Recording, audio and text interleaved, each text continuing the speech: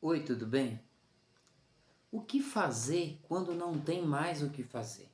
Ou seja, o que fazer quando surge um problema que está além das nossas forças, além das nossas limitações, além das nossas posses e dos nossos recursos?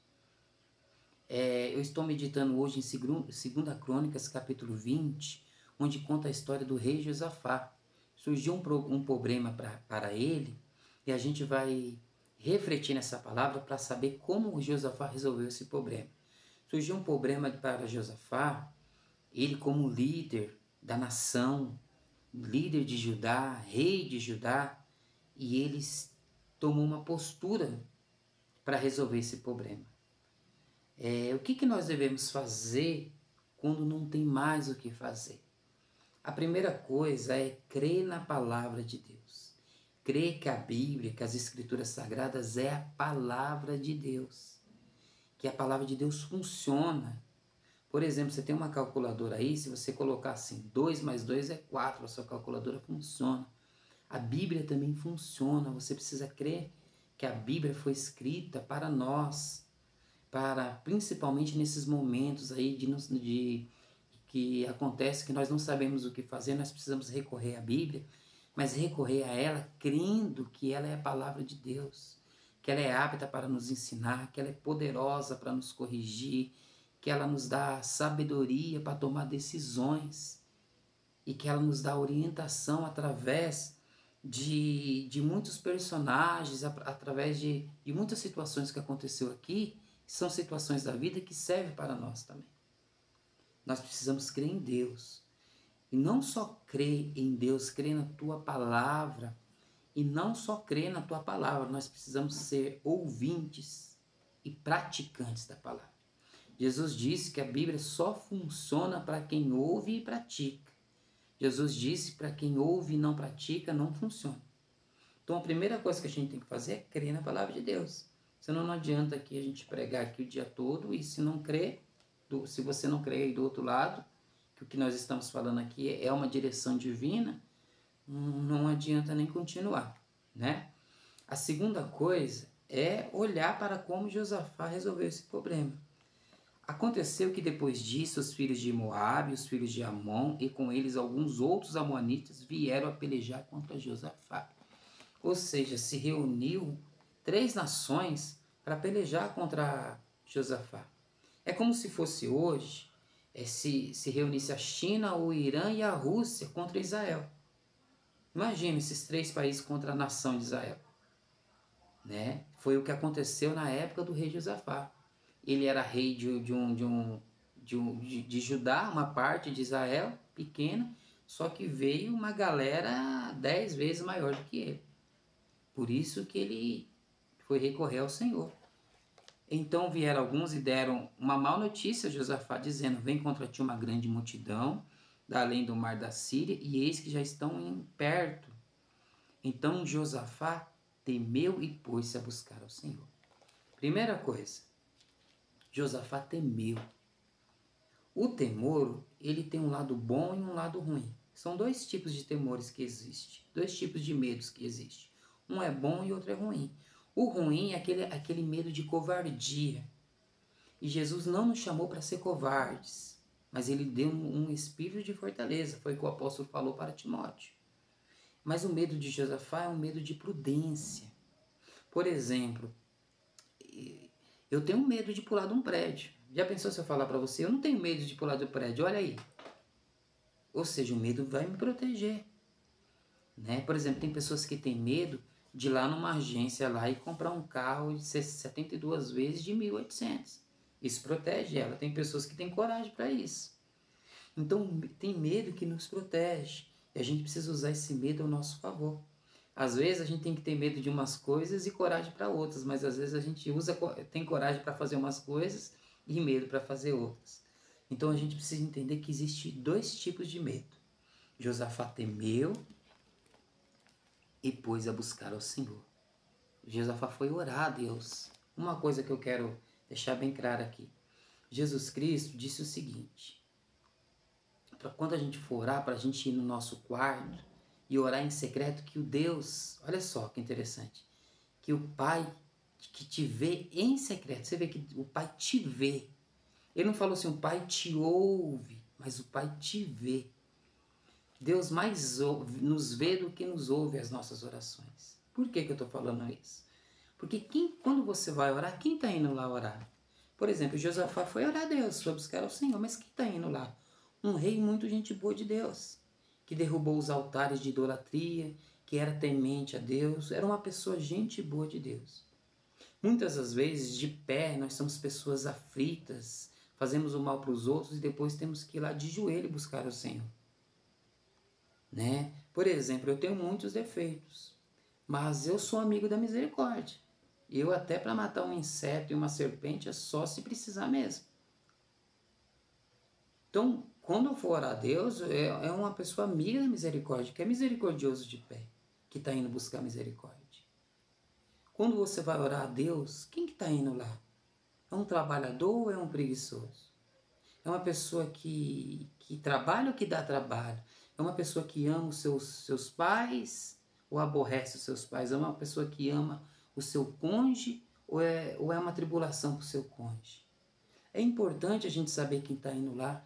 Não que nós temos algum mérito, porque o próprio apóstolo Paulo, se ele fosse orar em nome dele, ele não seria respondido, por mais boas obras que ele fez. Deus só nos responde pelo sacrifício e pelo nome de Jesus. Quando nós formos a Deus, a gente tem que ir assim, Senhor, eu não estou indo no meu nome. Eu estou indo no nome de Jesus, em que o nome de Jesus representa e no sacrifício dele, na fidelidade dele. Não olhe para as minhas obras, olhe para as obras de Jesus. Mas é importante a gente saber quem está indo lá, que muitas das vezes de pé a gente é uma coisa, a gente não é misericordioso e de joelho a gente quer pedir misericórdia. Então é importante a gente refletir nisso. Então Josafá temeu, pôs a buscar o Senhor e apregou jejum em todo Judá. E Judá juntou para pedir socorro ao Senhor. Também de todas as cidades de Judá vieram para buscar o Senhor. O que aconteceu? O Josafá tomou uma posição espiritual. Quando existe uma situação assim, a gente precisa se posicionar espiritualmente. É isso que Josafá fez. Eu lembro de um testemunho da Aline Barros, cantora. Ela estava contando há muito tempo atrás que a mãe dela foi diagnosticada com câncer. E o que a mãe dela fez quando ela recebeu essa má notícia? Ela sentou numa cadeira e ficou a madrugada toda lutando com Deus. Não dormiu. Senhor, eu não aceito isso, em nome de Jesus me cura. Ela se posicionou espiritualmente e foi brigar pelo milagre dela com Deus à noite. Eu lembro de outro testemunho, muito tempo atrás que eu ouvi, que uma mulher morava num condomínio e ela viu que tinha uma criança que ficava gritando. Só que ela teve um discernimento que não era normal aquele grito. Ela se posicionou espiritualmente para orar pelaquela criança e aquela criança parou de gritar assim. Então, muitas das vezes, a gente tem que se posicionar espiritualmente. Não é o problema estar ali, a gente está ali no celular assistindo, não. É a hora de lavar o rosto e ir para a guerra. Virar madrugada, se preciso, orar, jejuar e pôr o pó no cinza, se posicionar espiritualmente. E foi o que o Josafá fez. E Josafá, ele disse assim, e o Senhor disse para Salomão, edificaram nela um santuário ao teu nome, dizendo, se algum mal nos sobrevier, a espada, juízo, peste ou fome, nós nos apresentaremos a ti diante da tua casa, diante de ti, pois o teu nome está nessa casa. E clamaremos a ti na nossa angústia, e tu nos ouvirá e livrará. O que Josafá falou ao Senhor? Ele se posicionou espiritualmente e foi falar para o Senhor, foi lembrar da promessa de Deus. Ele falou, Senhor, o Senhor falou para Salomão, quando ele fez aquele templo, o templo de Salomão, o Senhor prometeu para nós que o seu povo, que te chama pelo teu nome, se ele se humilhar e se arrepender dos seus maus caminhos, o Senhor virá e acudará. Ele lembrou das promessas que Deus tinha feito para Israel. E você sabe que eu e você temos promessas. Jesus disse assim, muitos são as aflições dos justos, mas o Senhor a livra de todas. Em outras palavras, o justo tem um leão para matar todo dia, mas o Senhor o livra de todos os leões. Outra promessa que eu gosto é, não ambicionei coisas altas, porque está escrito, eu nunca te deixarei e nunca te desampararei. Outra, o anjo do Senhor está em volta acampa-se em volta daqueles que o temem. Então nós temos promessas de Deus sobre as nossas vidas e nós temos que ter fé nessas promessas e clamar a Deus dizendo: Senhor, a tua palavra diz assim e eu creio que isso vai se cumprir na minha vida. E o que aconteceu? Então veio o Espírito do Senhor no meio da congregação sobre um profeta, né?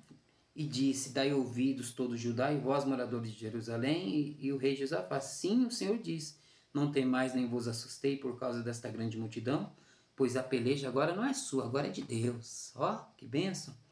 Nesta peleja não tereis que pelejar, parai, está em pé e vede a salvação do Senhor para conosco. Ó Judá e Jerusalém, não tem mais nem vos assusteis, amanhã saí ao encontro, porque o Senhor será convosco. Aqui acontece duas coisas bacanas. Primeiro, existem pelejas que a gente põe a mão, existe peleja que não. Existe, por exemplo, eu tenho que ir lá, existe algum problema que nós estamos passando, que a gente vai lá pedir perdão e Deus vai lá fazer a parte dele, aquebrantando o coração. Né? É um problema num banco, a gente vai lá tentar negociar e Deus vai lá trabalhar no coração do gerente, não é assim? Ou um problema de uma ameaça de desemprego. A gente vai lá e Deus trabalha no coração do gerente, do patrão, né? E existem problemas que se resolvem naturalmente, chamada jesuicidência da vida. Que coincidência, acabou. Se resolveu sozinho, mas não foi sozinho. Foi uma jesuicidência. Tem problemas que a gente não precisa colocar a mão, mas a maioria a gente precisa, né? Então, nós precisamos entender isso. Existem alguns problemas que muitas das vezes vêm atrás de nós, como aconteceu com o rei Josafá. Mas existem alguns problemas que nós que procuramos, né? Por exemplo, o apóstolo Paulo foi lá e arrumou um problema para ele, cortou a orelha de Malco. Ele poderia ser preso. Jesus foi lá e colou a orelha lá. Sabe, se toda hora a gente vai cortando as orelhas por aí, Jesus vai atrás colando? Então a gente tem que evitar de arrumar problema para a nossa vida. Porque já chega os problemas que a gente não busca, né? Já vem sem a gente buscar. Imagina aquele vento que vem porque a gente deixou a janela aberta. Então a gente precisa... Jesus disse, olha, quando a gente for construir uma torre, a gente tem que sentar e fazer as contas para ver se a gente tem condição de terminar. Se a gente for para uma guerra, a gente tem que sentar e fazer as contas se com 10.000 soldados ou 2.000 basta. Então, Jesus te manda a gente fazer contas, evitar arrumar problemas. Mas Jesus nos salva de todos os problemas, os que a gente procura e os que a gente não procura. Essa é a palavra que eu quero deixar para você hoje. Medita nessa palavra, toma uma posição espiritual. E o que aconteceu aqui?